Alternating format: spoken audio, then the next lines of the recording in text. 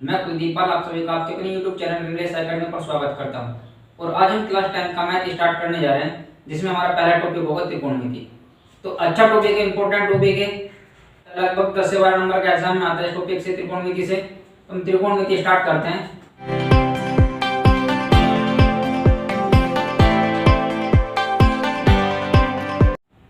Basic से पढ़ेंगे त्रिकोणमिति। त्रिकोणमिति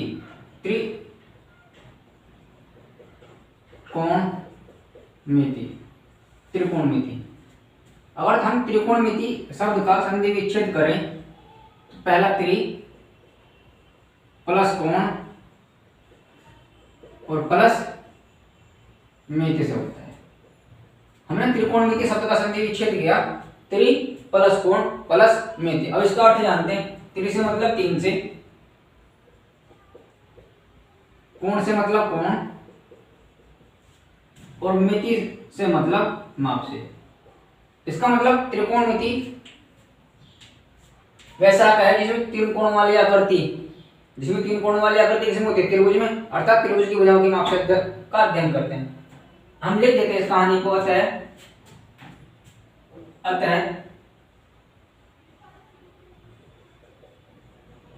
अतः त्रिकोणमिति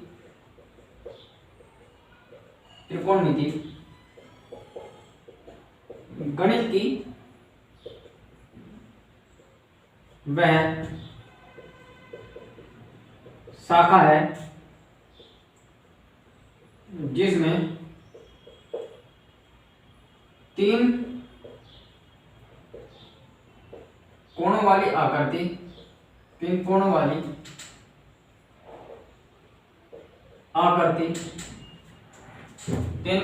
आकृति अर्थात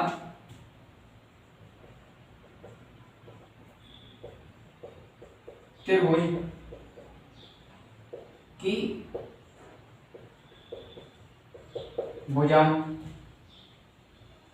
की माप का अध्ययन करते हैं। तो हमने जाना त्रिकोणमिति शब्द का अर्थ। अतः त्रिकोणमिति गणित की वह शाखा है जिसमें 3 कोणों वाली आकृति अर्थात त्रिभुज की भुजाओं की माप का अध्ययन करते हैं, त्रिकोणमिति कहलाती है। अब हम जो त्रिकोणमिति पढ़ने जा रहे हैं, इस त्रिकोणमिति के अंदर जो हम त्रिभुज पढ़ेंगे वो हम पढ़ेंगे राइट एंगल ट्रायंगल, हिंदी में समकोण त्रिभुज पढ़ेंगे। तो समकोण त्रिभुज क्या होता है? समकोण त्रिभुज वह त्रिभुज होता है जिसमें कोण 90 डिग्री का होता है, 90 अंश का होता है। समकोण त्रिभुज में लिख देते हैं, मैं लिख देता हूं समकोण त्रिभुज भी। समकोण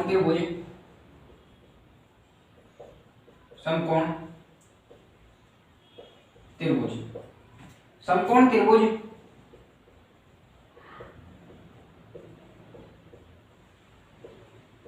त्रिभुज वह त्रिभुज होता है जिसमें एक कोण 90 अंश का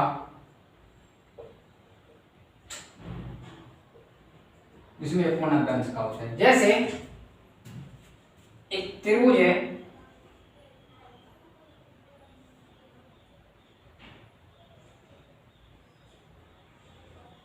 ए बी सी, और इसमें कोण भी कितने डिग्री का है? अंश का है। एक त्रिभुज था ए बी सी जिसमें कोण भी 90 अंश का है। तो इस प्रकार ये ए बी सी त्रिभुज किस प्रकार का त्रिभुज बना? एक समकोण त्रिभुज। मान लिया इसी प्रकार से ये भी एक त्रिभुज है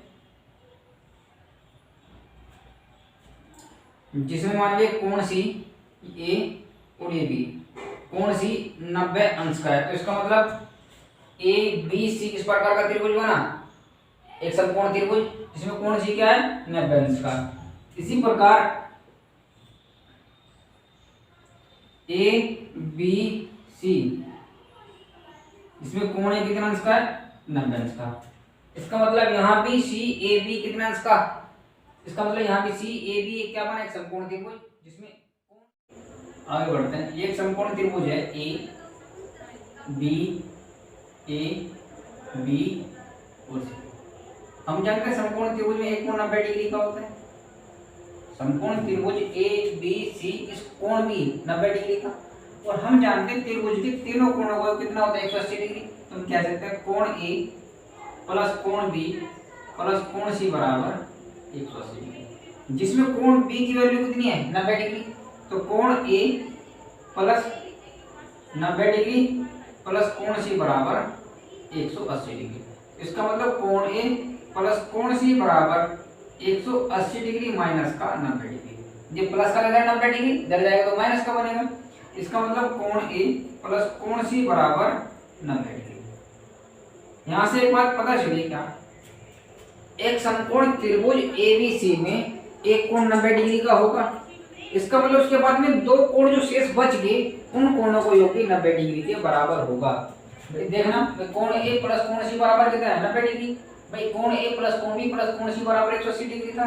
कोण ए कोण बी की वैल्यू कितनी 90 डिग्री, तो 90 डिग्री रख दी कोण बी की जगह, प्लस कोण सी बराबर 180 डिग्री। तो इसका मतलब कोण ए प्लस कोण सी बराबर 180 माइनस का 90। ये 90 इधर प्लस का था, इधर जाएगा तो माइनस का बनेगा। इसका मतलब कोण ए प्लस कोण सी बराबर 90 डिग्री का होगा।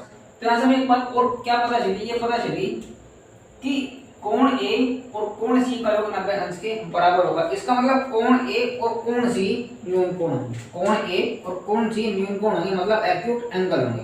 तो मैं लिख देता हूँ इस बात को नोट बना के, नोट में अतः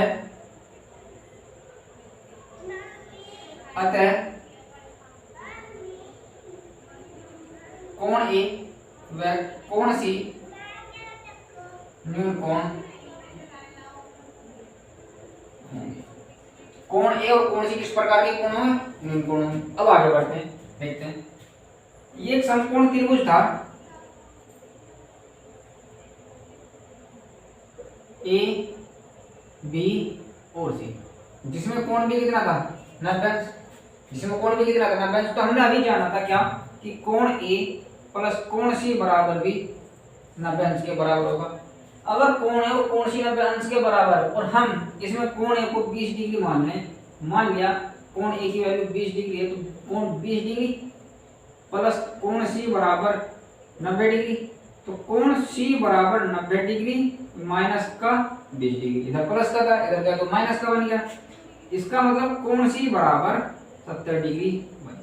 और देखते हैं इसी प्रकार एक समकोण त्रिभुज लिया ए बी सी, एक समकोण त्रिभुज लिया ए बी सी, जिसमें कोण भी कितना है 90 अंश के बराबर। और इस बार हम ये जो कोण ए है, इस बार कोण ए को हम 25 डिग्री मान लेते हैं। कोण ए को कितना मान लेते हैं 25 डिग्री। तो कोण ए प्लस कोण सी 90 डिग्री के बराबर होगा। और इस बार हमने कोण ए की वैल्यू 25 डिग्री के बराबर रखी, तो कोण ए जगह हमने 25 डिग्री रखा प्लस कोण सी बराबर 90 डिग्री। इसका मतलब मैं लिख सकता हूँ कोण सी बराबर 90 डिग्री माइनस का 25 डिग्री। इसका मतलब कोण सी 65 डिग्री के बराबर होगा। और देखते हैं इसी प्रकार, मान लिया इस बार ये एक समकोण त्रिभुज है, ये एक समकोण त्रिभुज है ए बी सी, इसमें कोण की 90 डिग्री। और अगर मैं इस कोण को 30 डिग्री के बराबर मान लूं, और हम पता है कोण ए प्लस कोण सी बराबर किसके रहा होगा 90 डिग्री, तो कोण ए की वैल्यू कितनी है 30 डिग्री, तो 30 डिग्री प्लस कोण सी बराबर 90 डिग्री। इसका मतलब कोण सी बराबर 90 डिग्री माइनस का ये 30 डिग्री, इधर प्लस का था इधर का तो माइनस का बन गया 30। इसका मतलब मैं लिख सकता हूँ कोण सी की वैल्यू 60 डिग्री लिख सकते हैं। हाँ यहाँ बात मानते हैं। हमने देखा क्या कि अगर मुझे कोई एक कोण ज्ञात है, एक तो 90 डिग्री हो गया, और ए और सी में से कोई भी एक कोण ज्ञात है, तो मुझे इस बार मान लीजिए इसके अंदर कौन सा कोण ज्ञात है 30 डिग्री। अगर मुझे कोई भी एक कोण ज्ञात है ए और सी में से, और मुझे कोण दूसरा कोण निकालना है, मतलब तीसरा कोण, एक तो हमें क्या 90 डिग्री है, एक को हमने 20 डिग्री मान लिया। अगर मुझे तीसरा कोण निकालना, तो तीसरा कोण निकालने के लिए हम क्या करते हैं 90 माइनस का ये वाला कोण, तो मुझे क्या मिलता है तीसरा कोण मिलता है 90 माइनस का 20, तो इसका मतलब कोण सी की वैल्यू मिली 70। इसी प्रकार यहाँ देखना कोण ए की वैल्यू कितनी है 25, मुझे किसकी वैल्यू निकालनी है कोण सी की, तो कोण सी की वैल्यू 90 माइनस का 25 65 बन रही है। इस त्रिभुज में देखना कोण ए की वैल्यू कितनी है 30, मुझे किसकी वैल्यू निकालनी है कोण सी की, इसका मतलब 90 माइनस का 30, तो कितना बना कोण सी की वैल्यू 60। मैं आपसे ये बोलना चाहूँ, मैं आपसे ये कहना चाह रहा था कि यदि ये एक समकोण त्रिभुज है, यदि ये एक समकोण त्रिभुज है ए बी और सी, और इसमें ये कोण 90 अंश के बराबर है, कोण की समकोण के 90 अंश के बराबर होगा। अगर मैं इस कोण को थीटा मान लूं, अगर मैं इस कोण को थीटा मान लूं और मुझे ये वाला कोण निकालना, तो इसका मतलब 90 माइनस का थीटा बनेगा। अगर भाई इससे पहले देखना 20 था तो ये कोण सी निकाले 90 माइनस का 20 70 बना था। उसके बाद 25 था, ये वाला कोण 25 था, ये वाला कोण निकाले के लिए 90 माइनस 25 करके 65 बना था। उसके बाद ये कोण 30 था, ये वाला कोण निकालने के लिए 90 माइनस का 30 करके 60 बना था। इसी प्रकार से अगर ये वाला कोण एक थीटा है तो इसका मतलब कोण सी निकालना होगा अगर हमें, तो 90 माइनस का थीटा बनेगा। तो ए बी सी एक समकोण त्रिभुज था, अगर कोण एक थीटा है तो कोण सी निकालने के लिए क्या करना होगा, 90 माइनस का थीटा करना होगा।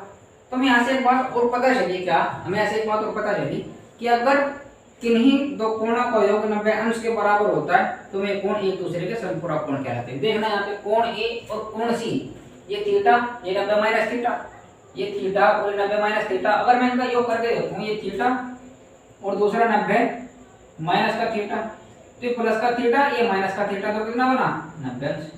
इसका मतलब हमने क्या बताया अभी, हमने बताया कि यदि किन्हीं दो कोणों का योग 90 अंश के बराबर होता है तो वे कोण एक दूसरे के समपूरक कोण कहलाते हैं, कॉम्प्लीमेंट्री एंगल कहलाते हैं। लिख लेते हैं इस बात को नोट बना के, यदि किन्हीं दो कोणों का योग, कोणों का योग 90 अंश के बराबर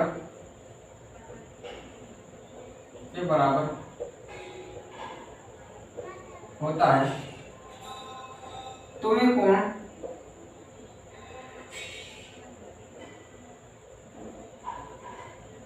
एक दूसरे के समपूरक, तो वे कोण एक दूसरे के समपूरक कोण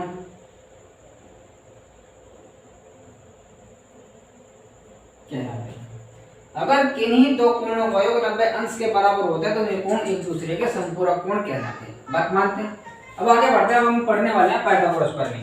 क्या पढ़ने वाले हैं? पाइथागोरस प्रमेय। पाइथागोरस प्रमेय,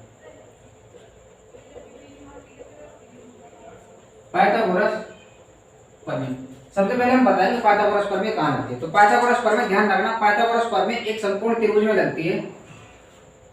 नोट बना करके लिख देता हूं, नोट में पाइथागोरस प्रमेय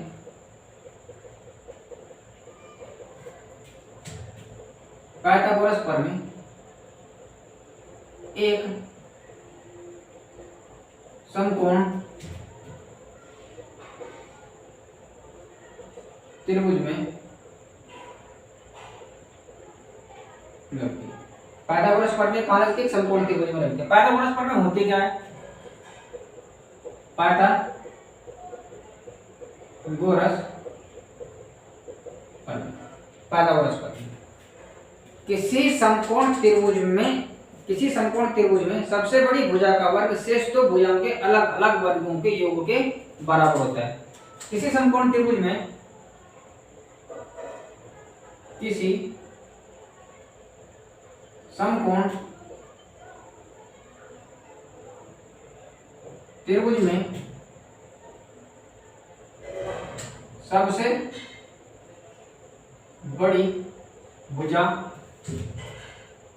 भुजा का वर्ग शेष दो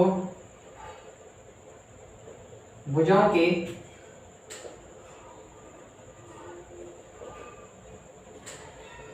अलग अलग वर्गों के योग के बराबर होती है। इंपोर्टेंट है पाइथागोरस प्रमेय, पूरी त्रिकोणमिति के अंदर इसका यूज होगा। मान लिया ये एक समकोण त्रिभुज है ABC, ए बी सी जिसमें कोण भी 90 अंश है। समकोण त्रिभुज ए बी सी जिसमें कोण भी क्या है 90 अंश। तो सबसे बड़ी भुजा का वर्ग, पाइथागोरस प्रमेय ने क्या बताया, सबसे बड़ी भुजा का वर्ग, इसका मतलब एसी का वर्ग, एसी का वर्ग शेष दो भुजाएं, एक भुजा ए बी और दूसरी भुजा बी सी, शेष दो भुजाओं के अलग अलग वर्गों के योग के बराबर होती है। सबसे बड़ी भुजा का वर्ग शेष दो भुजाओं के अलग अलग वर्गों के योग के बराबर होती है, पाइथागोरस प्रमेय को।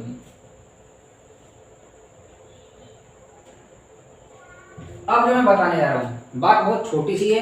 ए बी सी एक समकोण त्रिभुज था, एक राइट एंगल ट्रायंगल था, और समकोण त्रिभुज में 90 डिग्री के सामने की भुजा, समकोण त्रिभुज ए बी सी में मतलब कहीं भी अगर वो एक समकोण त्रिभुज है तो ध्यान रखना समकोण त्रिभुज 90 अंश के सामने की भुजा हमेशा कर्ण होगी। समकोण त्रिभुज में 90 अंश के सामने की भुजा हमेशा हमेशा कर्ण होगी। उसके बाद में जो भी कोण निकालना होगा, आप जिस कोण की भी बात कर रहे होंगे उस कोण के सामने की भुजा लंब बनेगी, उस कोण के सामने की भुजा लंब बनेगी, और जो शेष तीसरी भुजा बचेगी वो हमारी क्या बनेगी, आधार बनेगी। बात मानते हैं। तो अगर मुझे इस त्रिभुज के अंदर, अब इस त्रिभुज के अंदर पाइथागोरस प्रमेय लगानी होगी तो मैं इस बात को इस प्रकार से लिख सकता हूं, क्या, कर्ण का स्क्वायर बराबर आधार का स्क्वायर प्लस लंब का स्क्वायर, या कर्ण कौन है, एसी, इसका मतलब एसी का स्क्वायर, आधार कौन है, एबी, इसका मतलब एबी का स्क्वायर, और लंब कौन है, बीसी, इसका मतलब बीसी का स्क्वायर। बात समझ पाए। ये भी क्या बनी हमारी पाइथागोरस प्रमेय। पाइथागोरस प्रमेय किसी एक समकोण त्रिभुज में लगती है, और पाइथागोरस प्रमेय जब लगती है तो किस प्रकार से लगती है। पाइथागोरस प्रमेय ये बोलती है कि किसी समकोण त्रिभुज में सबसे बड़ी भुजा का वर्ग शेष दो भुजाओं के अलग अलग वर्गों के योग के बराबर होता है। मतलब सबसे बड़ी भुजा का जो भी वर्ग बनेगा वो जो दो शेष भुजाएं बचेंगी उन भुजाओं के अलग अलग वर्गों के योग के बराबर बनेगा। बात मानते हैं। अब हम आगे बढ़ते हैं और आगे बढ़कर हम पढ़ेंगे त्रिकोणमितीय अनुपात। त्रिकोणमितीय अनुपात क्या होता है, ये कितना होते हैं और किस प्रकार से होते हैं। तो त्रिकोणमितीय अनुपात हेडिंग डालते हैं, त्रिकोण मितीय अनुपात। त्रिकोणमितीय अनुपात किसी समकोण त्रिभुज की किन्हीं दो भुजाओं के मध्य बनने वाले अनुपात को त्रिकोणमितीय अनुपात बोलते हैं। किसी समकोण त्रिभुज की किन्हीं दो भुजाओं के मध्य बनने वाले अनुपात को हम त्रिकोणमितीय अनुपात बोलते हैं। किसी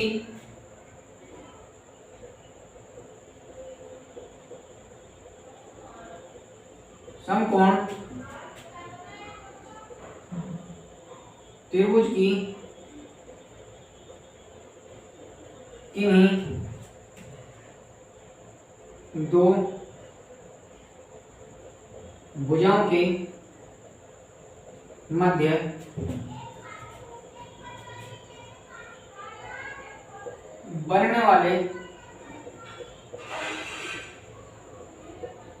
अनुपात को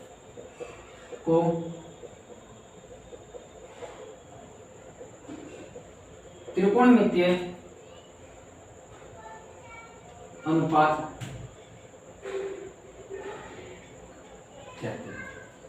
किसी समकोण त्रिभुज की किन्हीं दो भुजाओं के मध्य बनने वाले अनुपात को त्रिकोणमितीय अनुपात कहते हैं। कैसे देख लेते हैं क्या, ये एक समकोण त्रिभुज था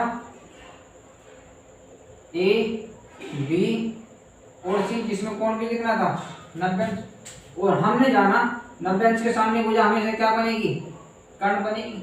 90 अंश के सामने भुजा हमेशा क्या बनेगी, कर्ण बनेगी।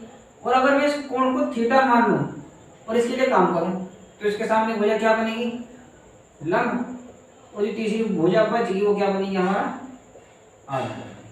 बात मानते हैं। अब त्रिकोणमितीय अनुपात हमने पढ़ा, हम जानेंगे किसी त्रिकोणमिति में, अब हम जानेंगे त्रिकोणमिति में 6 त्रिकोणमितीय अनुपात होते हैं। अब ये त्रिकोणमितीय जो अनुपात 6 होते हैं, ये 6 के होते हैं, 5 या फिर 7 क्यों नहीं होते। अभी हमने जाना कि किसी समकोण त्रिभुज में किन्हीं दो भुजाओं के मध्य बनने वाले अनुपात को त्रिकोणमितीय अनुपात कहते हैं। इसका मतलब ये जो समकोण त्रिभुज है इसकी कोई भी दो भुजाओं के मध्य कोई भी दो भुजाओं का रेशियो क्या बनेगा, हमारा त्रिकोणमितीय अनुपात बनेगा।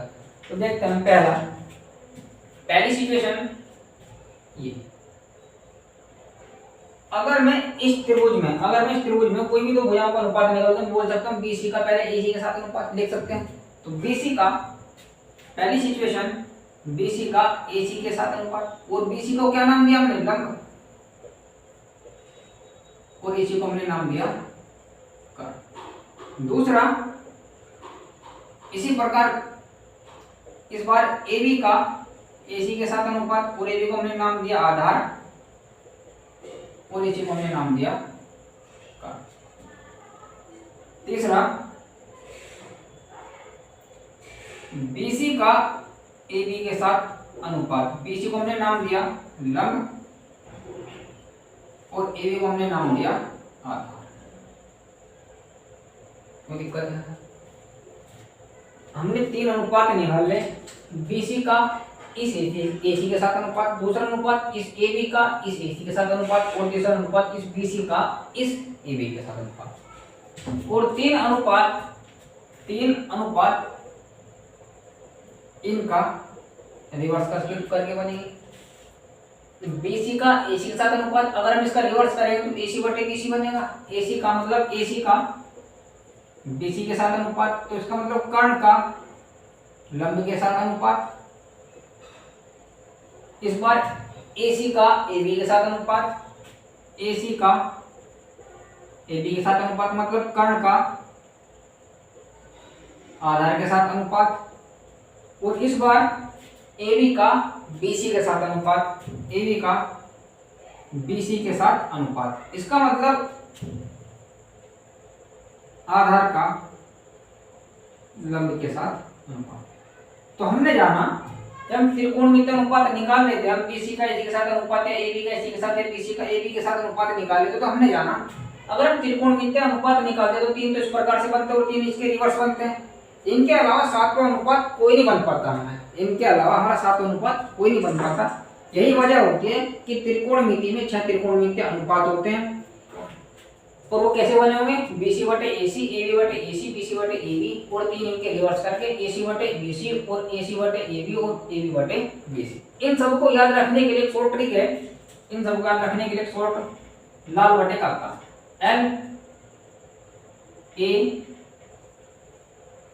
L A L बटे A। L से मतलब लंब से, A से मतलब आधार से, और K से मतलब कर्ण से। तो ये क्या बना हमारा लाल बटे का। अब जब त्रिकोणमिति में 6 त्रिकोणमितीय अनुपात बने थे, जब हमारे 6 त्रिकोणमितीय अनुपात बने थे तो एक खास नाम दिया गया था। BC बटे AC को मतलब लंब बटे कर्ण को हमने नाम दिया था साइन थीटा, और ये कोण थीटा का तो हमने क्या नाम दिया था साइन थीटा। AB बटे AC को मतलब आधार बटे कर्ण को हमने क्या नाम दिया था कोस थीटा, और BC बटे AB मतलब लंब बटे आधार को हमने क्या नाम दिया था टेन थीटा। क्या नाम दिया था हमने टेन थीटा। इसी प्रकार AC बटे BC मतलब इसके रिवर्स को हमने नाम दिया था कोसेक थीटा, और इसके रिवर्स मतलब कोस थीटा के रिवर्स को हमने नाम दिया था सेक थीटा, और AB बटे AC मतलब टेन थीटा के रिवर्स को हमने नाम दिया था कोस थीटा। याद हो जाएंगे बहुत आसानी से कैसे, लाल बटे काका से L बटे के मतलब लंब बटे कर्ण। लंब बटे कर्ण देखना यहाँ पे क्या है, लंब बटे कर्ण क्या है यहाँ पे साइन थीटा, तो मैं यहाँ पे लिख सकता हूँ साइन थीटा। आधार बटे कर्ण क्या है यहाँ पे देखना, आधार बटे कर्ण, आधार बटे कर्ण क्या है कोस थीटा, तो मैं यहाँ पे लिख सकता हूँ क्या कोस थीटा। और इसी प्रकार लंब बटे आधार क्या है यहाँ पे, लंब बटे आधार क्या है यहाँ पे टेन थीटा, तो मैं लिख सकता हूँ टेन थीटा। और तीन इनके रिवर्स करके बने थे, तो आधार बटे लंब क्या बना होगा हमारा कोस थीटा। इसी प्रकार से कर्ण बटे आधार क्या बनेगा हमारा सेक थीटा, और कर्ण बटे लंब क्या बनेगा हमारा कोसेक थीटा। तो लंब बटे का साइन थीटा, लंब बटे कर्ण, कोस थीटा आधार बटे कर्ण, टेन थीटा लंब बटे आधार। इसी प्रकार से कोट थीटा क्या होता है टेन थीटा का रिवर्स, तो हम लिख सकते हैं कोट थीटा आधार बटे लंब। सेक थीटा क्या होता है कोस थीटा का रिवर्स, इसका मतलब सेक थीटा क्या बनेगा हमारा कर्ण बटे आधार, और कोसेक थीटा किसका रिवर्स होता है साइन थीटा का, इसका मतलब कर्ण बटे लंब। ये 6 त्रिकोणमितीय अनुपात बने हमारे। अब ये 6 त्रिकोणमितीय अनुपात बनने के बाद में हमें पता चला जो 3 त्रिकोणमितीय अनुपात इनके रिवर्स ये थे, तो मैं ये लिख सकता हूँ पहली कंडीशन में क्या, साइन थीटा और कोसेक थीटा एक दूसरे के रिवर्स होते हैं। साइन थीटा का उल्टा क्या होता है कोसेक थीटा, और कोसेक थीटा का उल्टा क्या होता है साइन थीटा। इसी प्रकार से कोस थीटा और सेक थीटा, कोस थीटा का उल्टा क्या होता है सेक थीटा, और सेक थीटा का उल्टा क्या होता है कोस थीटा। तीसरा टेन थीटा, टेन थीटा का उल्टा क्या होता है कोट थीटा, टेन थीटा का उल्टा क्या होता है कोट थीटा, और कोट थीटा का उल्टा क्या होता है टेन थीटा। बादल बटे का हम पहले लिख लेते हैं, एल बटे के ए। एल बटे के का मतलब लंब बटे कर्ण, इसका मतलब ये साइन थीटा। ए बटे के का मतलब आधार बटे कर्ण, इसका मतलब ये कोस थीटा। लंब बटे आधार का मतलब टेन थीटा, और आधार बटे लंब का मतलब कोट थीटा। इसी प्रकार कर्ण बटे आधार का मतलब सेक थीटा, और कर्ण बटे लंब का मतलब कोसेक थीटा। हम जानते हैं क्या, टेन थीटा बराबर लंब बटे आधार होता है। टेन थीटा किसके बराबर होता है, टेन थीटा किसके बराबर होता है लंब बटे आधार के। अगर हम इसके अंश और हर को कर्ण से भाग कर दें, तो टेन थीटा का में लंब बटे कर्ण, टेन थीटा क्या होता है लंब बटे कर्ण, और हमने इसके अंश और हर को किससे भाग कर दिया कर्ण से, तो ये क्या बन गया लंब बटे कर्ण, और ये क्या बन गया आधार बटे कर्ण। और ध्यान से देखना लंब बटे कर्ण क्या होता है, लंब बटे कर्ण क्या होता है साइन थीटा। तो इसका मतलब मैं लंब बटे कर्ण की जगह साइन थीटा लिख सकता हूं। हमने क्या लिखा, टेन थीटा बराबर साइन थीटा। इसी प्रकार से आधार बटे कर्ण, और आधार बटे कर्ण क्या होता है ये रहा कोस थीटा। तो मैं इस आधार बटे कर्ण की जगह क्या लिख सकता हूं कोस थीटा। तो यहाँ से रिजल्ट बना, इंपॉर्टेंट रिजल्ट बना हमारा क्या, कि tan थीटा बराबर sin थीटा बटे cos थीटा। इस tan थीटा का उल्टा क्या होता है, tan थीटा का उल्टा होता है क्या cos थीटा बटे sin थीटा, क्योंकि tan थीटा और cos थीटा एक दूसरे के क्या होते हैं रिवर्स होते हैं, एक दूसरे के उल्टे होते हैं। तो जब tan थीटा sin थीटा बटे cos थीटा बना होगा, तो इसी प्रकार हमारा cos थीटा क्या बनेगा cos थीटा बटे sin थीटा। ठीक है, आज के लिए इतना ही।